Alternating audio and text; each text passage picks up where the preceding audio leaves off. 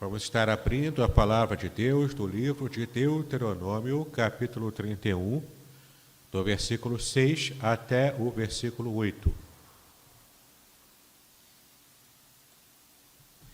E o texto bíblico nos diz o seguinte: Esforçai-vos e animai-vos, não temais, nem vos espanteis diante deles, porque o Senhor teu Deus é o que vai contigo, não te deixará, nem te desamparará. Chamou Moisés a Josué e lhe disse aos olhos de todo o Israel: Esforça-te e anima-te, porque com este povo entrarás na terra que o Senhor jurou a teus pais lhes dar, e tu os farás herdá-la. O Senhor, pois, é aquele que vai adiante de ti. Ele será contigo, não te deixará, nem te desamparará. Não temas e nem te espantes. Glória a Deus. Queridos, vivemos numa época muito difícil. Uma época não apenas de enfrentamento de uma pandemia, mas uma época em que culturalmente também recebemos muitos ataques na fé cristã.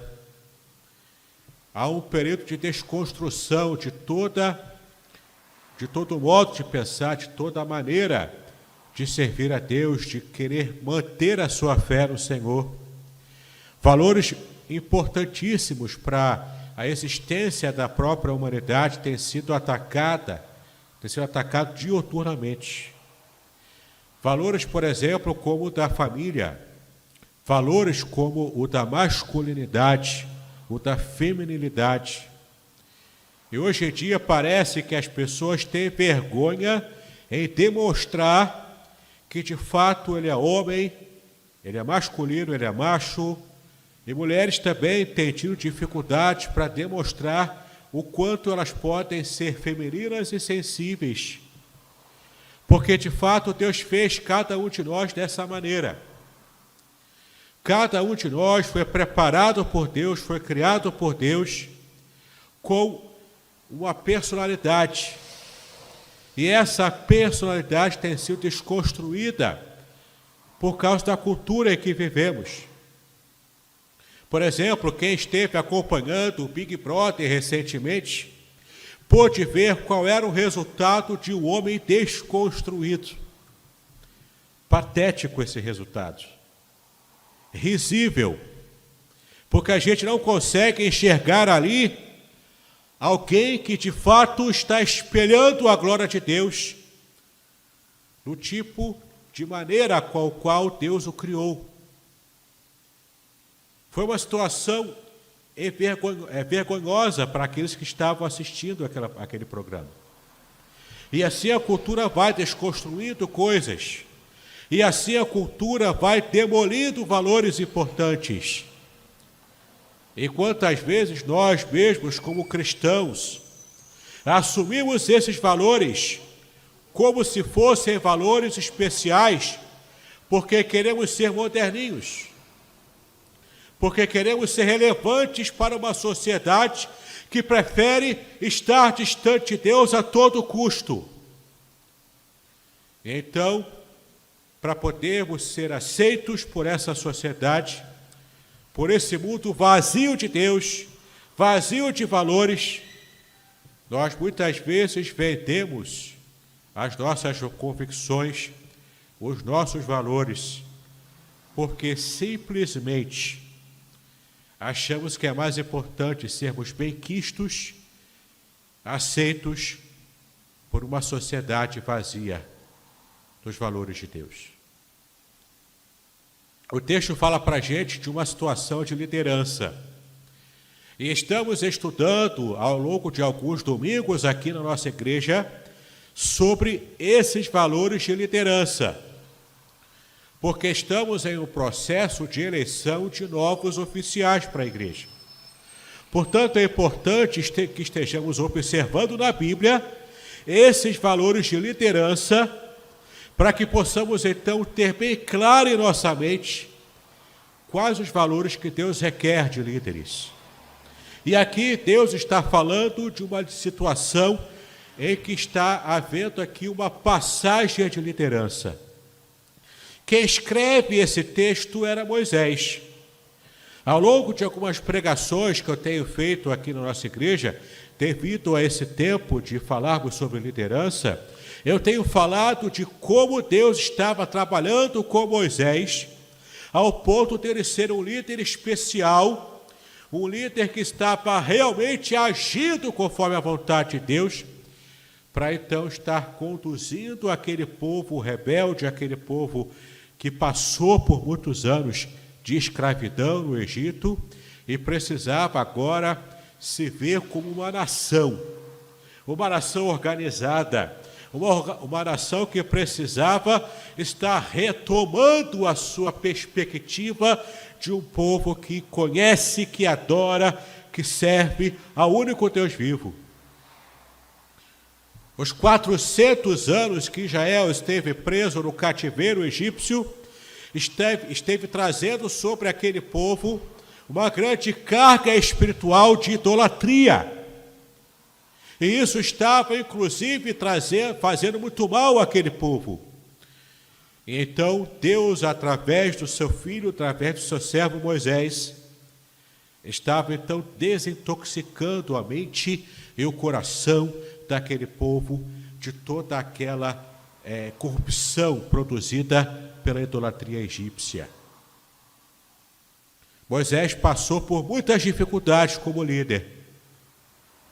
E Moisés foi se provando a cada momento ser o homem mais manso da face da terra, como o próprio Deus testemunhou sobre ele.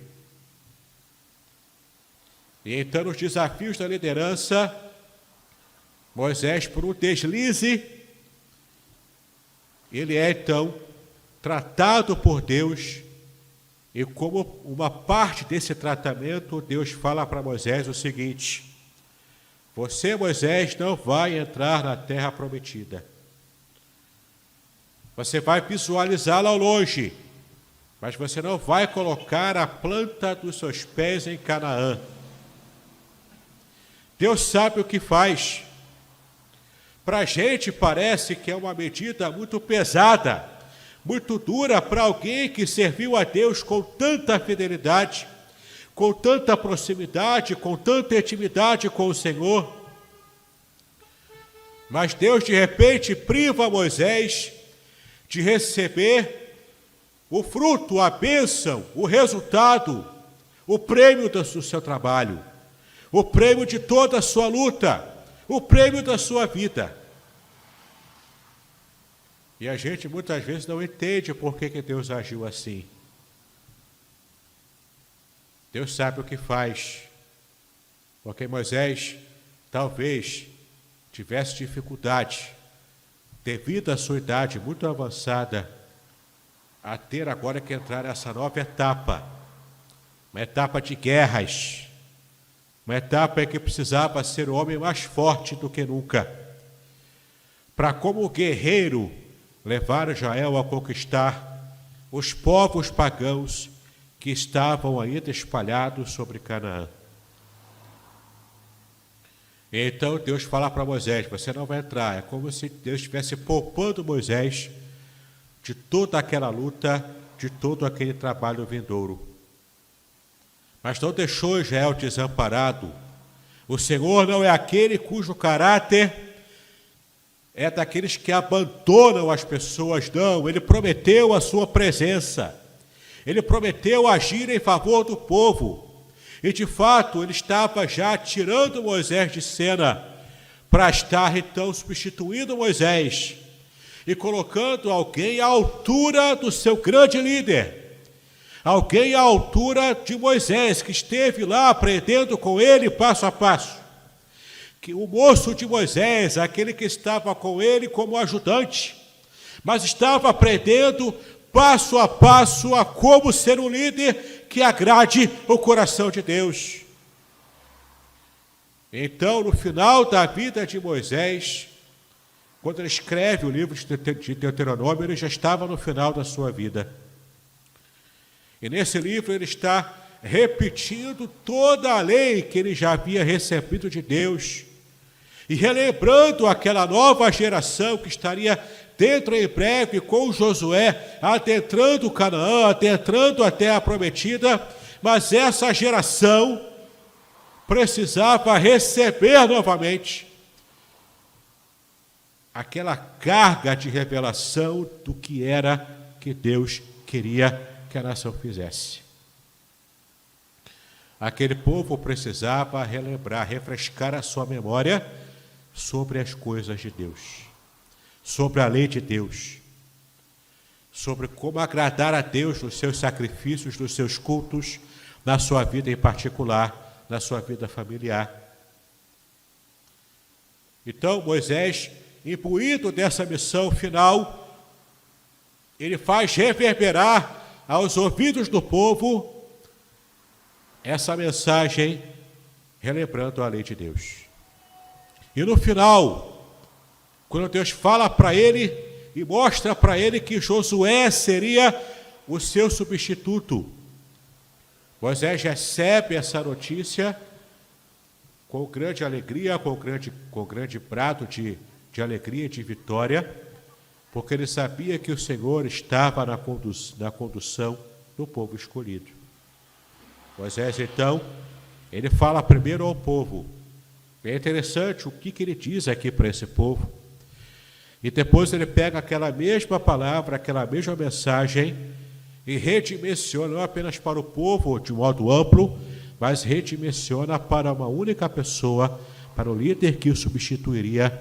Ele traz essa mesma mensagem para Josué, reconhecendo que Josué foi forjado ao longo dos anos em que estava com ele, para que pudesse mais tarde ser o novo líder de Israel. É muito interessante a gente perceber aqui o que Deus coloca no coração de Moisés para que ele estivesse ensinando ao povo e ensinando a Josué. Entenda, meu irmão, minha irmã, que Moisés não está se referindo aqui a Josué e ao povo como sendo pessoas desconstruídas. Ele não está falando aqui para Josué que ele tinha que ser o homem mais sensível, mais fraco, para que ele pudesse ser abençoado por Deus. Ele não se refere a isso, ele está dizendo que você precisa ser forte, você precisa ser corajoso. Na versão King James, tanto na tradução em português, quanto a versão King James em inglês, diz assim: você precisa se revestir de boa coragem. Tem que ser corajoso. Tem que ser forte. Você não tem que ser fraco, você não tem que ser alguém que é sempre conduzido por outro. Na verdade, você precisa ser a referência agora. Era Moisés a referência, e você seguia Moisés, você estava servindo a Moisés. Mas agora a referência é você. Agora a referência de liderança é a sua vida, é a sua pessoa. E você precisa se mostrar à altura desse cargo. Você precisa se mostrar à altura dessa missão. E não vai ser como homem desconstruído que você vai fazer isso. Não vai ser como homem fraco, sensível, apequenado, que você vai conseguir essa vitória. Você precisa ser forte. E a palavra que aparece no hebraico para forte é a palavra hazak. Hazak significa ser duro. Diríamos aqui em bom português, você precisa ser um durão, um homem durão. Você precisa ser duro para poder alcançar a vitória na próxima etapa, em que o povo precisará lutar contra nações pagãs, povos terríveis, povos violentos, povos que tinham prazer em praticar a violência contra os outros povos menores. O povo que não tinha ética. Vários povos adorando a deuses falsos precisariam ser conquistados, precisariam ser vencidos num contexto de guerra antiga. E Deus estava guiando Israel, Deus estava preparando Josué para isso. Não havia espaço ali para ele ficar tranquilo em casa, descansando, bebendo a sua aguinha que Deus deu no deserto, tirado de alguma fonte, comendo maná à vontade, como Deus havia dado através de Moisés. Ele não podia descansar, não era hora para descansar, era hora para guerrear. E para guerrear é preciso ser forte. É preciso ser forte, corajoso e lutar numa guerra. E então, de verdade, o que o texto diz literalmente é: torna-te forte e ser forte. É muito interessante a gente perceber como Deus está tratando com Josué e como Deus está tratando com o povo de um modo geral, para aquela geração. Era uma nova geração. Você precisa ser forte, e aqui o verbo está no imperativo. É imperativo ativo. Ou seja, você não vai ficar sentado, deitado, esperando receber do céu uma carga de força, uma carga de coragem. Não é isso que o texto diz. Você precisa aprender a tirar de si mesmo a força e a coragem para poder cumprir essa missão que eu estou dando para você. Porque se fosse algo que Deus daria, a força e a coragem, Deus não teria dado a ordem para que Josué e para que a nação estivesse buscando. Então você precisa vasculhar o seu interior, o seu coração, a sua mente, a sua vida, o seu histórico, e você precisa encontrar a força e a coragem dentro de você. A vida nos apresenta lutas. Lutas que, para que possamos vencê-las, precisamos de coragem.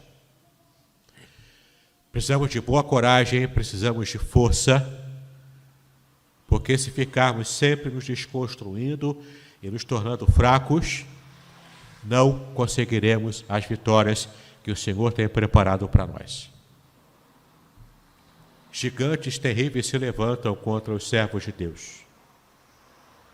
Seja uma catástrofe natural, seja uma doença, seja problema de família, seja problema financeiro, problema no emprego, na escola, no curso, em qual área for a sua dificuldade, você precisa ser forte, meu irmão, minha irmã.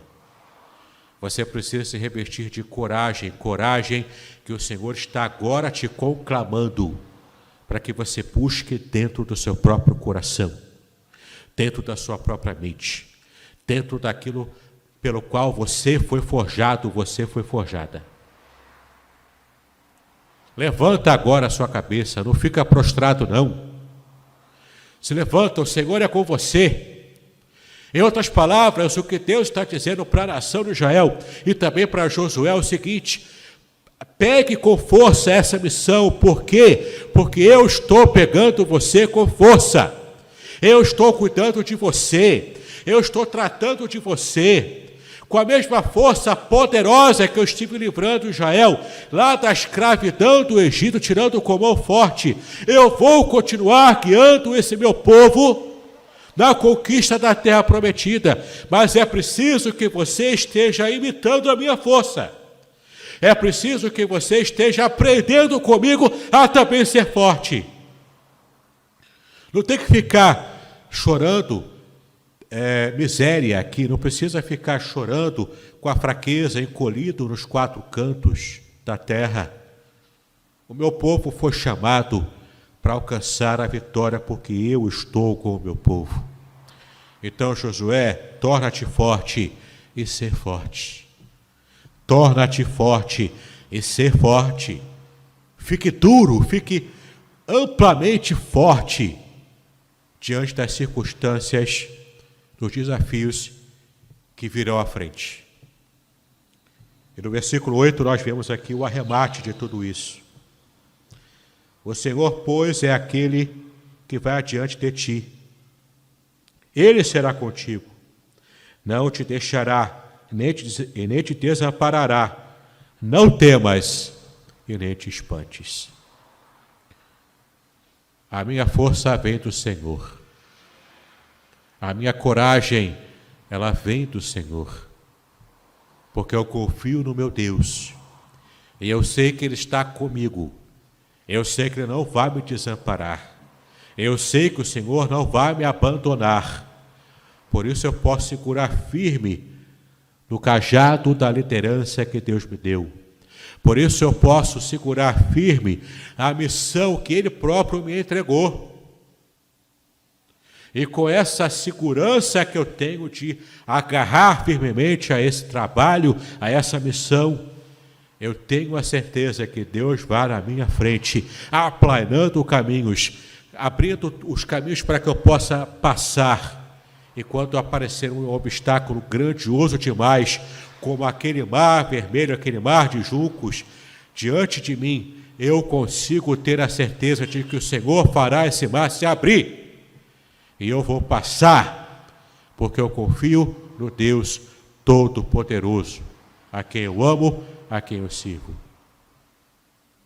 Meu irmão, minha irmã, a luta que você enfrenta, ela é imensa, ela é grande, mas ela não é maior do que o teu Deus.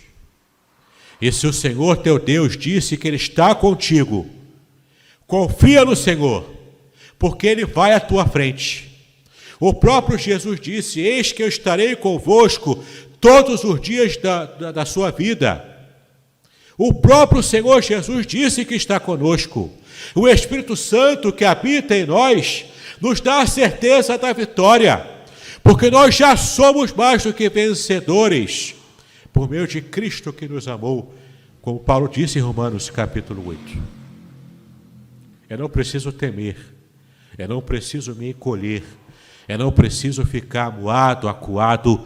Eu creio, eu sirvo, eu amo ao Deus que tudo pode fazer. E Ele está do meu lado.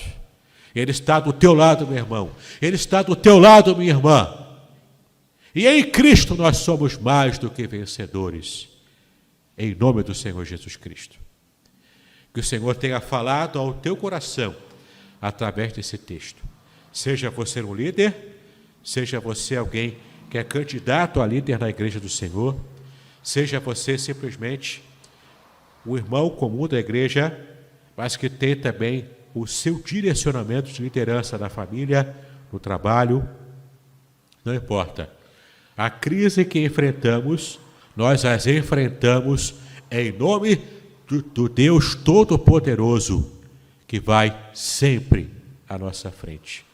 Ora, se o Senhor não for à nossa frente, nós jamais lograremos vitória. Então confiemos, o Senhor está conosco, o Senhor está à nossa frente, Ele cuida de cada um de nós.